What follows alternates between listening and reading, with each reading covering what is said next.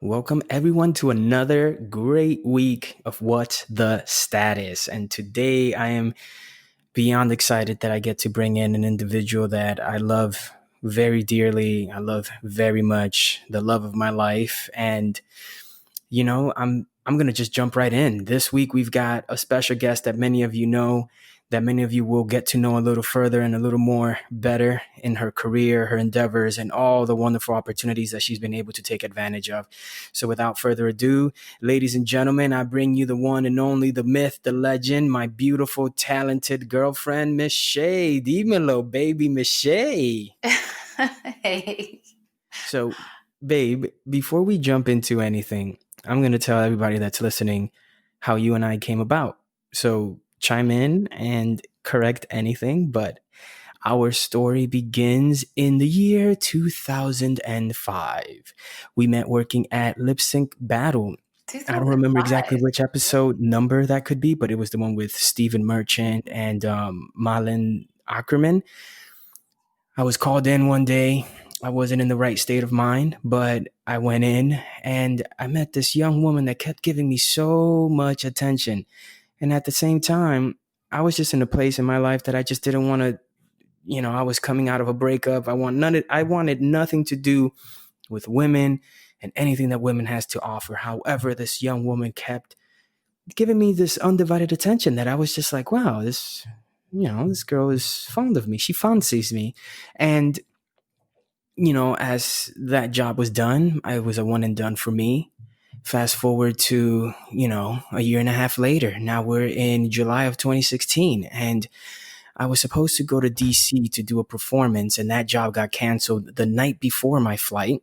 But then I got this opportunity to go on the Tonight Show with Jimmy Fallon, and Will Smith was the man for that. It was in promotion for Suicide Squad. And as I go in to get my credentials checked out, the first person I run into at NBC Universal at their security offices, none other than Mishay Petronelli. She gave me a big old hug. I was a little drawn back, like, I didn't think we were this close, but yeah, I'll take a hug. Hugs are free. Why not? Let's enjoy it. And when I tell you that I could not keep my eyes off of her, and every opportunity I was able to give her a glance, oh, did I give glances and peeks. And, little would I have known that, this woman that I'm performing with. And then the crazy thing is that, babe, in that show, everything just kept putting us like next to each other. So if you all Google the Tonight Show, Will Smith, and he gets introduced like 3 times or whatever for Suicide Squad. Mishay comes from the back of the Soul Train line that Manway, shout outs to Aunt Manway, set up. And then he gets her to come to the front of the line and stands right next to me. And here I am. Some years later, she becomes the love of my life. We live together. We have wonderful years under our belt. And now I get to interview my girlfriend. Isn't that something? Oh, babe. It is. But not 2005. It was 2015. I said 2005. I thought I said 2015. You said 2005. Oops. Yeah, definitely not 2005. That would have been cool, but no. 2015. My bad on that. So, so what's up, Mishay? How's it going? I'm good. I'm very excited to be a part of your podcast. So I'm excited to hear what you're going to ask me. Well, 2 things. One, it is my podcast, but it's our podcast for everybody to know. Mishay is a producer, executive producer, has helped me tremendously to put this thing together. In all actuality, she's the one that inspired me, planted the seed in my head to get this going. So secondly, let's jump right in. I know there's a lot of people that are curious and interested in wanting to know, women in dance and the dance scene and the dance culture. And you've been in this forever. Now, for those of you that do not know Mishay Petronelli, first of all, I would say Google her. But as you're listening to this, I want you all to know that Mishay Petronelli is not no scrub, not somebody that just got into the scene and is just like learning the ropes. No, she's been in this for a long time, and she's been gathering lots of knowledge She's taken advantage of lots of opportunities such as, oh my God, where do I even begin with this resume? I feel like I need binoculars as I roll out this resume. It starts off with Janet Jackson. She went on tour not once, but twice with Janet Jackson within what, 3 years, I believe, 4 years. And not only did she tour with Janet Jackson, then she ends up being in The Greatest Showman, which is ironically enough one of the most incredible feature films that I have ever seen, musical theater wise. I thought it was incredible. It was so well put together. And not only is it like a star studded film, but the dancer that strikes me the most, that just sticks out so much, is this albino twin. And I'm like, man, I can't believe my beautiful girlfriend is like, bam, right there on the screen. Shout outs to Michael Gracie for, editing that out and always putting her in a good light. So once she was done with The Greatest Showman, then she goes on tour with Hugh Jackman. And not just on tour with Hugh Jackman, she becomes the dance captain. She's leading the charge. And then she's also worked with Beyonce. And not only did she work with Beyonce, she's featured in a music video, but she was her movement coach, assistant choreographer. Look at that. And not only that, she's worked with Kanye West, Whitney Houston. Look at that. And FKA Twigs, just to name a few. So on that note, Mishay, I wanted to ask you, you being a very strong personality, strong woman of, lots of talent and creative abilities, as a female dancer, what's the industry like these days? Like, going back before COVID and now during COVID, do you feel like representation is paramount to succeed in your line of work? Yes and no. I think that it can go both ways. Obviously, having, reps on your side and having extra people, fighting for you and putting you out there for certain jobs obviously is going to help you get out there faster and, to a wider range of people. But I also know a lot of very talented dancers and choreographers that don't have reps that still work just as much, if not more, but also that takes so much more work because you don't have somebody working for you. So there's a balance between the two, and also when you have reps, you have to make sure that, your reps work for you. You don't work for them. So you have to have people that, support you and know what you want and your ending goals. And I think it is important to have a team behind you. And I'm lucky to have an amazing agent and a manager that really believe in me and fight for me and put me out there on jobs that maybe I didn't think of at first, but they just like fully push for me. So I think it can go both ways. Interesting enough that you say that because, I was with a dance agency, which will remain anonymous. But one thing that I've noticed the difference between a dance agency and, with my legit representation that I have now is that agents and dance agencies just kind of just throw you in the fire. They're looking at dollar bills. They're not really looking at what can they put you out, what can they pitch you on to help you develop and help you become a better performer, a better artist. Not like these rinky dink dance gigs that are out there, but and this is something that a lot of people, young people that would love to become and make it big in the dance community, is something that has always struck me really. I don't know, I guess it just annoys me that agents just throw you in the fire and whatever comes out of it, they're just looking at dollar bills. Do you feel like once you made the transition to get a manager that things have changed to help you develop into a better artist? Again, I would have to say yes and no because I've always been the type of person and artist that I'm going to always try to fight for myself. And like, if somebody I know isn't like, I'm always looking out to see what jobs are out there or what I want to do or who I want to work for and do that research and understand when that's happening or how I can get involved in whatever way. So I think for me, I've always been that type of person that's like trying to get in and into everything. And I love working and I love to stay busy. So I'm constantly doing that. So I think for me personally, it has been the same. Now I have a manager that I've known for over 10 years, but have just recently started working directly with her on this level of her being my manager now. She's known me for over 10 years. She knows who I am as a person and as an artist. So like now that just elevates my whole like status of like what I want to do and now getting into more of acting and kind of like still doing dancing and trying to put more out there on a choreography standpoint and creative end, but also getting into acting more. It helps me get into that realm of everything. Um, So it pays off to have somebody that, has range and can obviously help you out and push you out for things that you might not have been looking out for it, or you I were mean, thinking about absolutely. doing I it. mean, going off of what you said too, is like you have to think these dance agencies, the ones that we know, they're all huge and have been around for so long. So these dance agencies have to make their money. At the end of the day, they are a business as well. And I do get that. But like you said, and kind of reiterating, is like you are in a pool of so many dancers, and you're in a big pool of so many dancers with or without a dance agent. But like you said, you're in this pool of dancers and you're just whoever they're everyone's being submitted if you're right for that part or that job. And then, if you don't get it, you don't get it. But they're more concerned on who is getting it and how they can Yeah. make their money. So, there are pros and cons.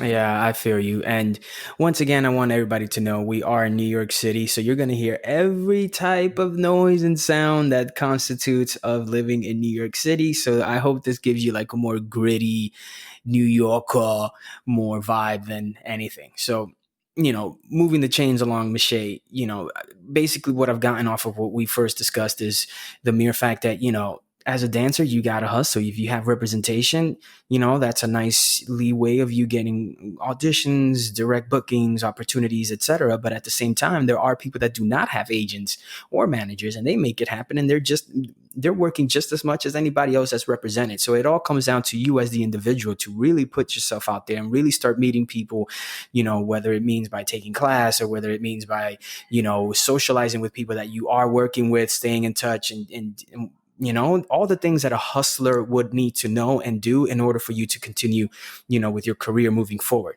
Did I nail Sure. that? Yeah, absolutely. But you also have to remember that, like, we have social media now, and that is your resume and that is your agent. Everyone is like, especially now during this time where everything is virtual and, we're still in like quarantine, people are getting booked off of their social media. So if you have your photos up there and your dance videos and, your reels or your website and, the list goes on and on and on. But you have to be on top of your social media. And I've heard, myself included, being asked to, either recommend dancers or choreographers or send their Instagram profile. Like if that doesn't look good and you're not ready for that, then that kind of puts you into another category of like, okay, well, I can't find their video, I can't find their photo, I don't know what they're about. Like, you have to also be on top of that. It's a whole nother thing, is like, maybe I don't know. I don't know if it would ever get to a point where you actually don't need an agent because social media is there and it shows everything that they need to see right there. Yeah. So you hear that, kids? Put yourself out there and have a nice, clear social media page. Now, But I'm and also the worst at it. So I I I don't would know. disagree, and I would let everybody that follows you or would want to follow you at Mishay for Y's, Mishayyyy, Which is be the judge of why that. I have that, because regular Mishay was taken.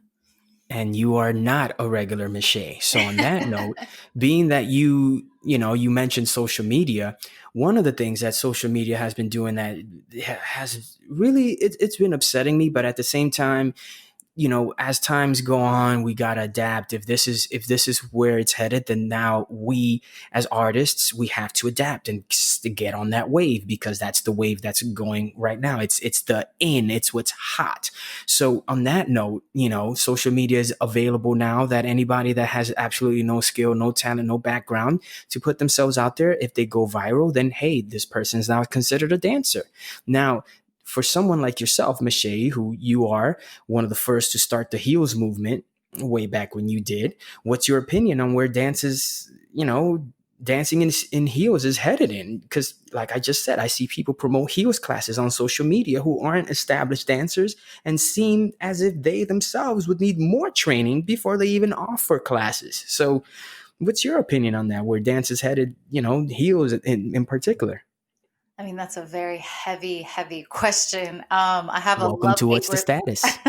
I have a love hate relationship with social media. And because there are pros and cons, or there has to be some type of separation to keep you the creativity alive. And I think that a lot of creatives, a lot of amazing creatives, dancers, choreographers, creative directors, you might not see them as active on social media because that's not true to who they are as an artist. And they're actually so phenomenal. So it's so interesting what people are like, oh, do you know this person? It's like, oh yeah, you know them because they have this many followers and they're verified and they post all the time.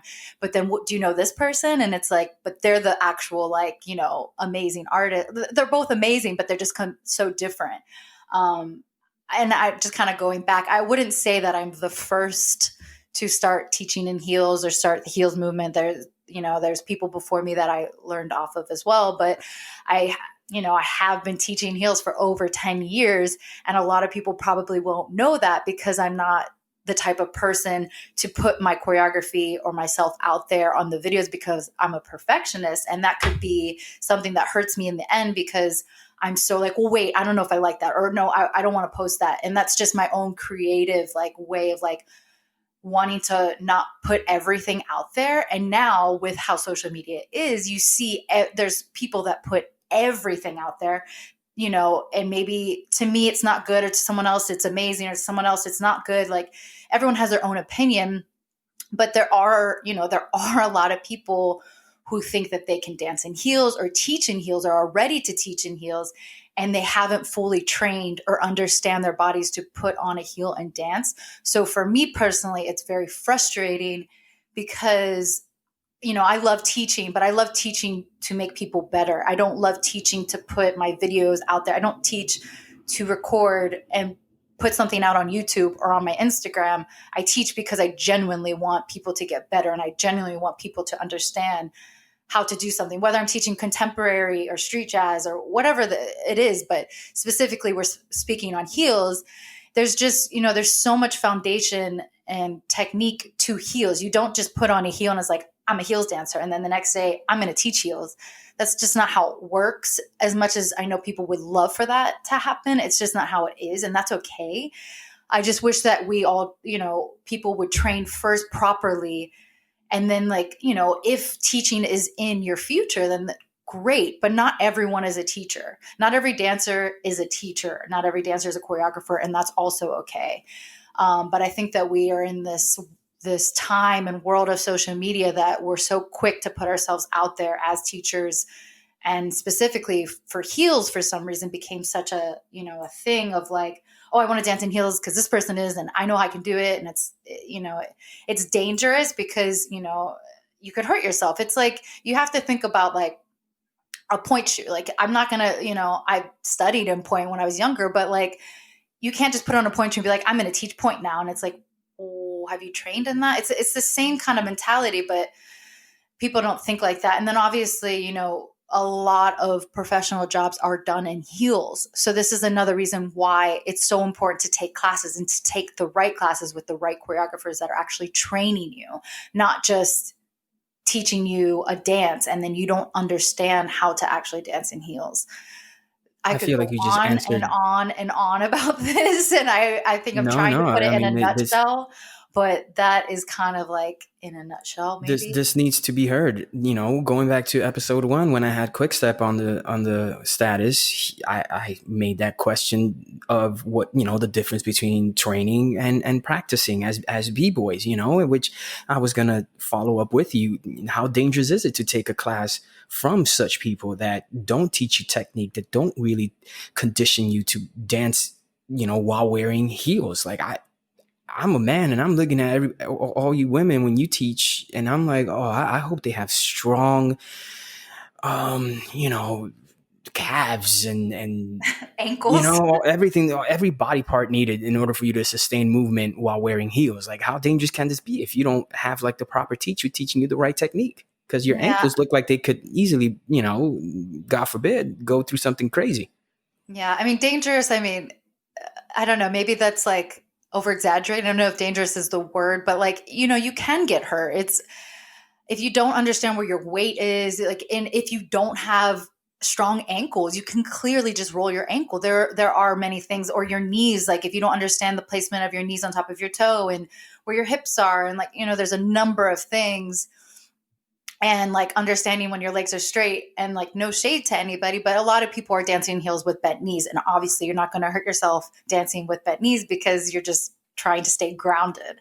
But that just goes into like understanding the technique of it and the conditioning of it. So you can get hurt, but you have to be aware, and obviously I hope people are more aware of their body. Yeah. Well, shifting gears and moving the chains along, I've I've been in the commercial dancing, I would say, since 2006. I've been very fortunate enough to meet a lot of dancers from the commercial world aspect and whatnot, you being one of them, and one thing that I will say is that being a b-boy in a commercial job or whatever the case may be, it is a commodity. I am chilling. And if I'm in that job, then that job is going to be easier than anything. But there's a lot of dancers that are really fighting to get into a commercial job. I mean, who wouldn't want to be in J-Lo and Maluma's music video like you just were, which congratulations on that. You looked phenomenal. You looked hot Thank and you. beautiful. But at the same time, a lot of the people that get involved in such productions is heavily dominated by women. We saw SNL recently in their first episode, and Megan Thee Stallion was performing, and she brought her dancers out. She had 4 women dancing along with her. Now, during a pandemic, if you're able to work a big job like that, you're making some money, and not only are you making money, you're putting yourself out there. Hello, residual checks. But in the dance world, there's a lot of women empowerment and many women that want to partake and be a part of this scene. However, and I've seen this with my own eyes. I've heard it from you. You relay it to me. There's a lot of cattiness and pettiness behavior, which I find it to be the most disturbing thing ever. You don't know when your number is going to be called. You don't know when is the next time you're going to be able to work or get an opportunity to work with a major artist or a major opportunity that was just offered to you. That's something that really gets under my skin. People that are bugged, are blessed, are working, but they are catty and petty. So in the concept of women empowerment, in your experience, what would you say to the women out there in the scene to keep each other united, and even to the young ones that may be listening in right now and want to get a taste of the scene, and what should they hear before they start their career? That's a great question. I think that it's important to remember that we're all different, whether it's a different body type, skin color, hair length, style of dance that you are an expert at, whatever the case is, like everyone is meant for their own path in their own jobs. And obviously we all go out for the same thing, and you're in these auditions, and then you get cuts, and there's, it gets down to however many people, and you're like, I want this job, and you don't know who's going to get it. You don't know who they're looking for, what they're looking for. But I think you have to remember that if you're meant for that job, you will be meant for that job. If you're not, that means you're meant for something else. And that's something that's hard to like grasp, especially in the entertainment industry or dance industry specifically, because you want it so bad. There are a lot of jobs, and then there's not a lot of jobs. And especially during this time, it's, everyone's wanting the job. So you have to remember to like maybe write it down and read it to yourself that like everyone is meant for their own path. So like there's no reason to compete with each other, but everyone does. Maybe it's just human nature. But I think that we need to get rid of the jealousy, and we need to get rid of the competitiveness and support each other more.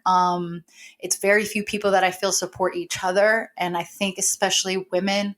And I had this interview with Nike a couple years ago, and I said the same thing of like, I wish that women would come together more, because if we came together as one, how much more powerful we are. Like we already are so powerful as one, but to support each other would just be such a bigger movement.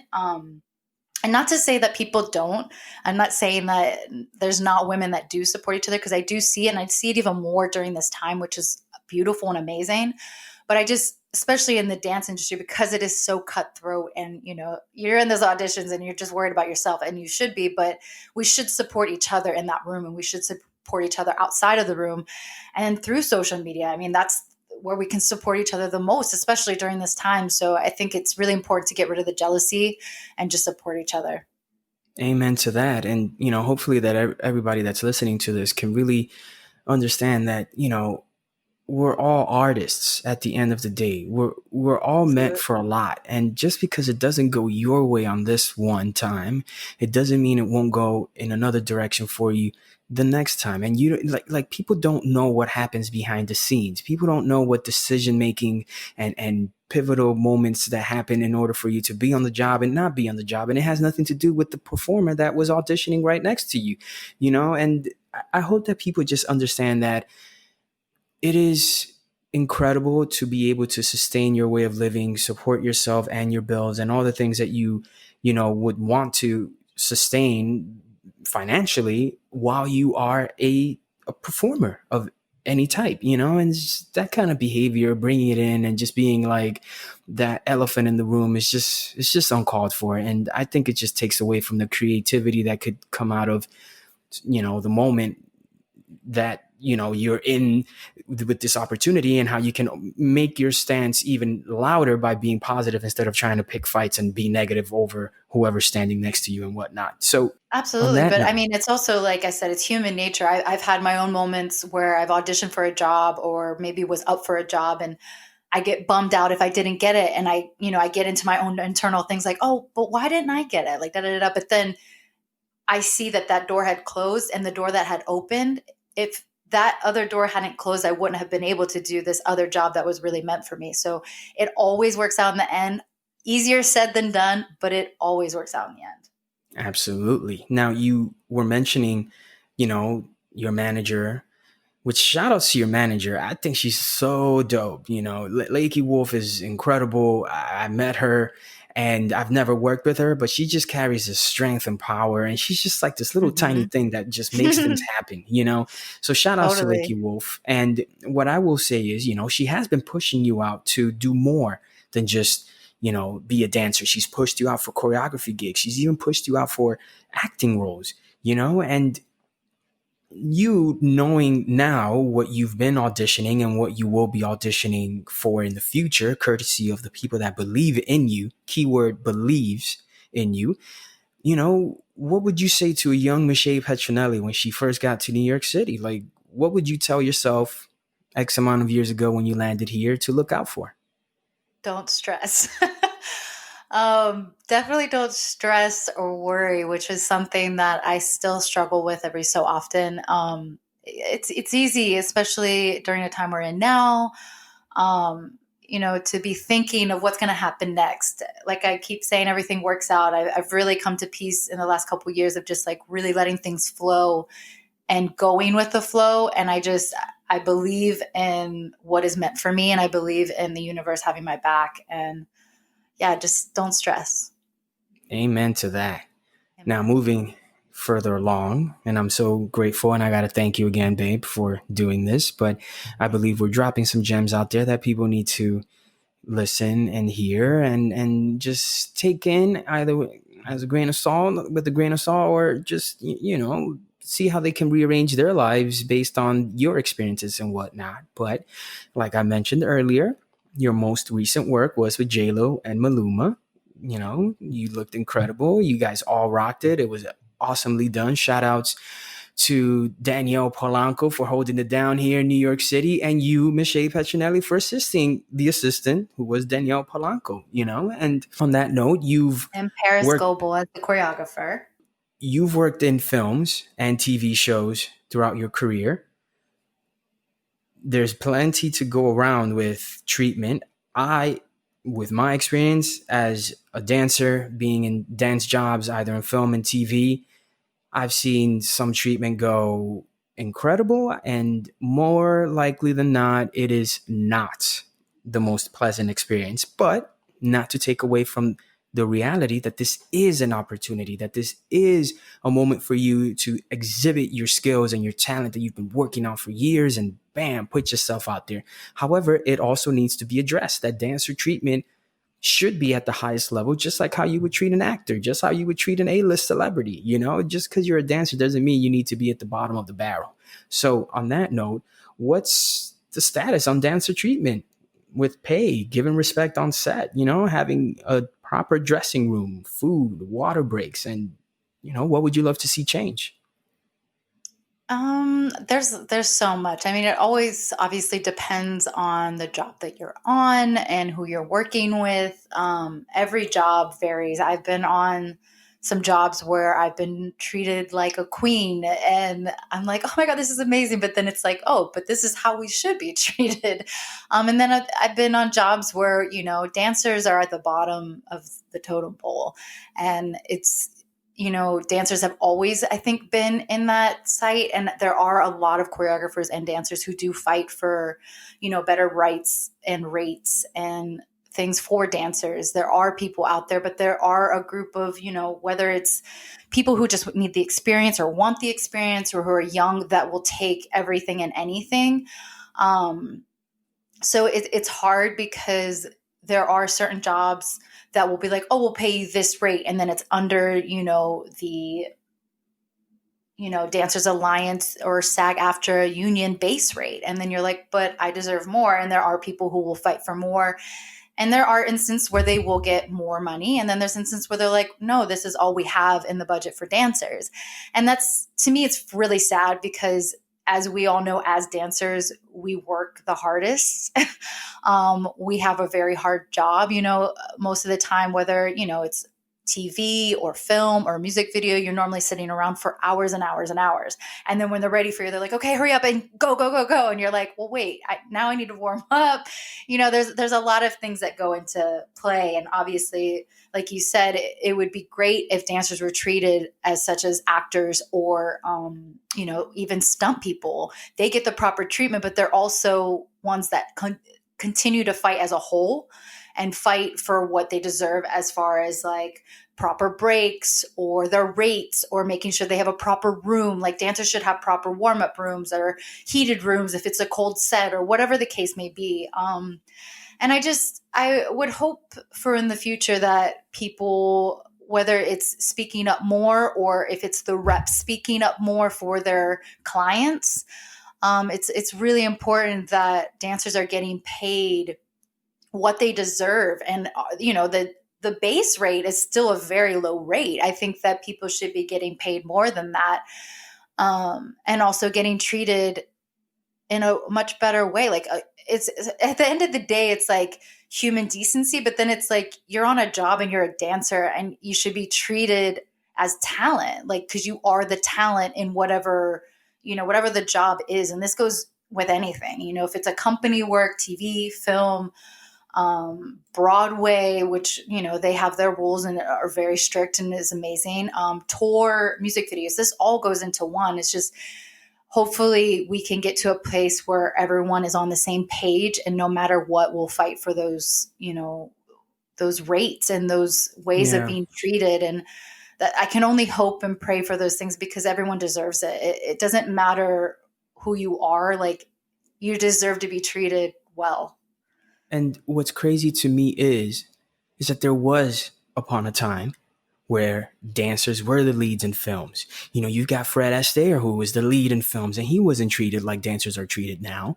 You've got the Nicholas brothers, who starred in many featured films and were featured in major films that weren't their own films, that were treated like, royalty, because it's not easy to be a dancer. The amount of injuries, the amount of stress that you put on your body to produce the energy and the ability and the skill is unmatched. I dare to say that I think dancers are much more superior in agility and strength and a lot of things than actual sports athletes. Because if you put a sports, an athlete to do what a dancer does, I'm pretty sure they're gonna need a very, very long time just to get a thimble amount of the energy and the skill needed to produce that kind of action and that kind of movement. Whereas dancers, it just they just uplift everything. I was watching, with the Savage, with all the dancers and the models,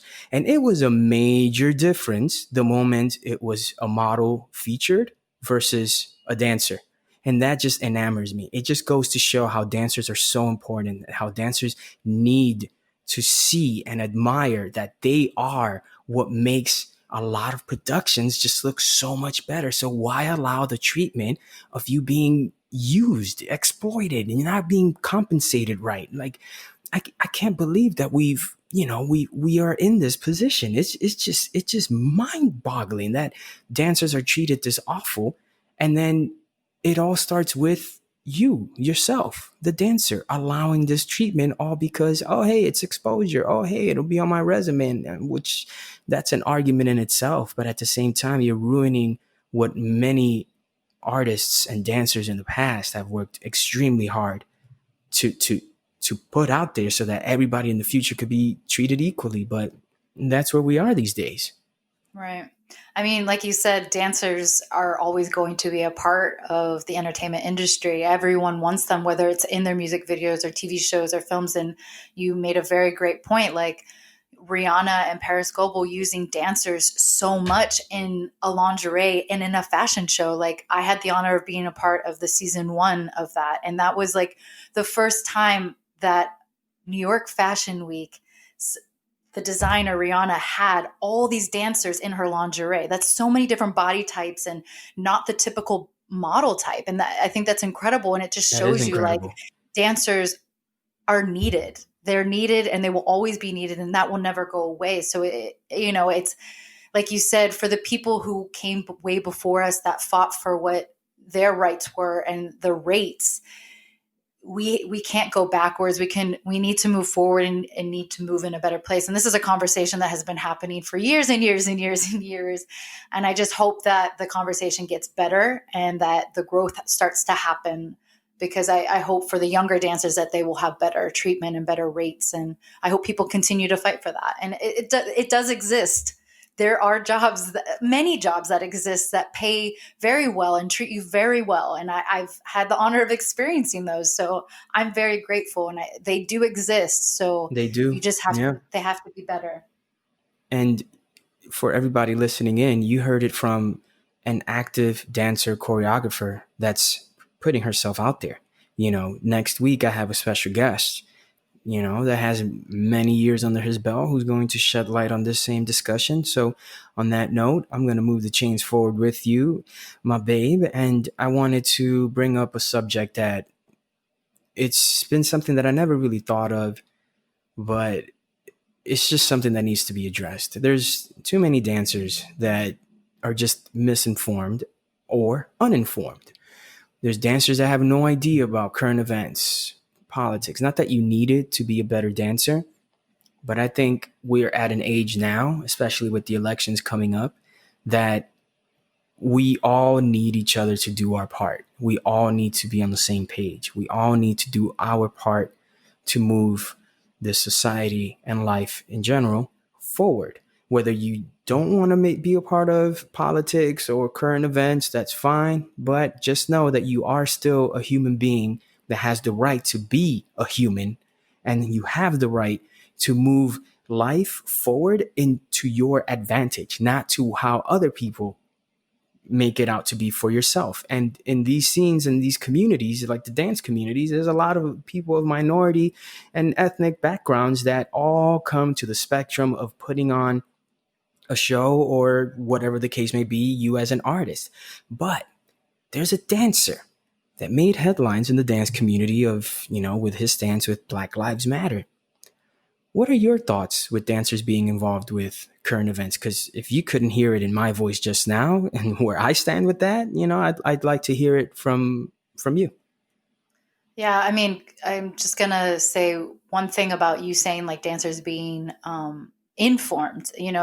Going off of what we just spoke about and going into what we're about to speak about, it is important. Like I'm gonna go off topic for 1 second. Is like dancers need to be informed. They need to be educated, which is a reason why a lot of people don't know how to fight or what they can fight for or what Dancers Alliance stand for or the SAG after unions that stand for. And at the end of the day, dancers are a business. You're a product. You're selling your product.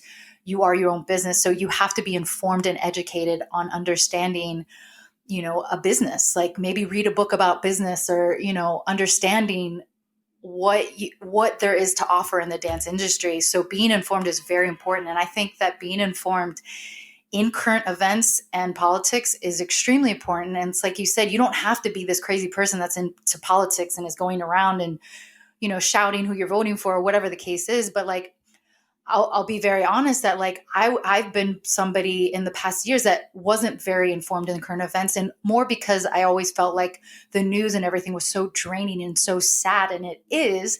But it is important to understand what is going on in the world, especially now. Like if this whole quarantine and COVID hasn't changed people's mindset, like we need to rethink something, because this election is extremely important. And I know so many dancers and choreographers and people just in the entertainment industry in general that do not vote or are not registered to vote or don't care to vote because they have such a strong stance of like, well, this is just, this is bullshit, or this is just corrupt, or whatever the case is. And I fully understand. And I know that we live in a crazy time and we have some crazy leaders and we have some crazy people that are in politics, but we have to vote and we have to understand why we're voting and who we're voting for. And, I use you as an inspiration, which is why I told you, like, you need to speak on your knowledge, because I learn a lot from you and I'm so inspired by you and like the knowledge that you have. And I've learned so much and keep learning so much. But it's so important to understand what is going on in the world. You can't just be a dancer and then not care about what's going on in the world.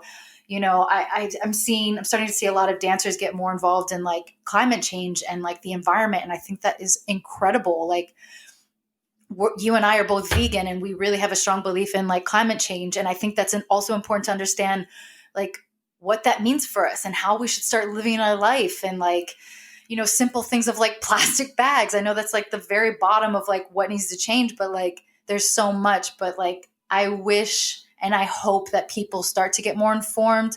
I hope that I don't hear that people aren't voting or are not registered to vote, because that would be a very, very scary thing, especially what we're living through. If this is not the pure example, like I don't know what else you need to shake you up to understand that it is important to be informed. Be informed, and do your research and vote. Yes, please. And I just find it mind boggling that, you've got dancers that are part of SAG AFTRA and they don't take advantage of any of the free classes. They don't take any advantage of the free courses. Listen, I'm from the hood. I'm always looking for a deal. I'm always on my app looking up, oh, what can SAG-AFTRA give me? Because they offer discounts. They offer discounts. Let's see, like if you want to go to FedEx and print stuff, they give you an offer. If you want to stay at a hotel, spas, or whatever the case may be, they give you offers. But I just don't understand how people don't take advantage of all this knowledge and information that's literally right in front of their nose. It's just Yeah, crazy. And there's a SAG after app that you can go on and you can look at everything that they're offering. And especially during this time, like they're offering free yes, classes to get into different things. And that is so to important. explore Going different back and being avenues. informed on if you are a part of SAG after, or if you are not yet, like get informed and understand what the union offers, because they offer a lot and they have your back.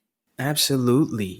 So I hope that that's the takeaway from this entire podcast episode, that, please become informed. Please understand what you're getting yourself into. And most importantly, apart from believing in yourself and putting yourself out there, respect yourself. Hmm. It Amen. starts with you. It's you who moves life forward, whether for yourself or the community that you are representing, and it all starts with you.